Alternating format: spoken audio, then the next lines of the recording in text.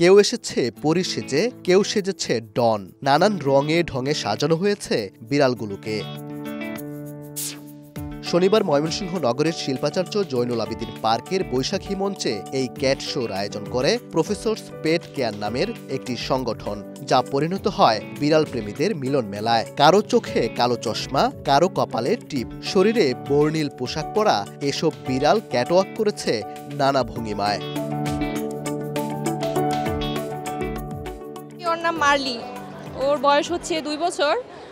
আর ও খুব শান্ত বিড়াল, ও সবসময় মানে ঘুমাইতে পছন্দ করে। সে আমাদের কাছে আসলে পরি, আমরা সবাই ওকে পরি বলেই রাখি। এর জন্য র্যাম্প শো হচ্ছে, ভাবলাম পরি সাজিয়ে নিয়ে আসি। তারাও তাদের একটা ভাবের আদান প্রদান করতে পারতেছে, যে না মানে তাদেরও ফ্রেন্ড, তারাও কথা বলতে পারতেছে তাদের ভাষায়। এটা অনেক ভালো হয়েছে। এখানে এসে আমরা যেমন জানতে পারতেছি, দেখতে পারতেছি আপু ভাইয়াদের যারা প্যাট পছন্দ করে বা বিড়াল যারা পছন্দ করে, তেমনি আমাদের বিড়ালরাও এখানে এসে অনেকগুলো সঙ্গী পাচ্ছে। আজকে যে ক্যাট শো বলে এখানে সাজিয়ে এনেছি তা কিন্তু না, ওরা বাসায় এরকম সেজে গুজে থাকে।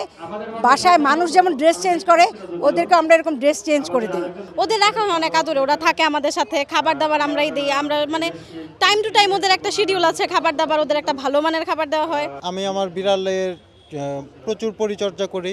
তার লিটার বক্স প্রতিদিন একটা যথাসময়ে পরিষ্কার করা থেকে শুরু করে তার খাবারটা রেগুলার দেওয়া এবং যথাসময়ে দেওয়া এবং তার ঘুমের দিকে খেয়াল রাখা। অনেক ভালো লাগতেছে, সব বিড়ালরা আছে একসাথে, ওর অনেক ভালো লাগতেছে। ও চুপচাপ বসে আছে, সবাইকে দেখতেছে। সবাই যদি বিদেশি বিড়াল পালে তাহলে দেশি বিড়ালগুলো তো অবহেলিত। তো আমি ছোটবেলা থেকেই দেশি বিড়ালই পালতেছি, তো আমি ভবিষ্যতেও হয়তো দেশি বিড়ালই পালবো। এ আয়োজনে প্রীতি, ব্রাউনি, সিম্বি, কোকো, মিমি, মুলু, জলিসহ নানা নামের বিড়াল নিয়ে হাজির হন বিড়াল প্রেমীরা।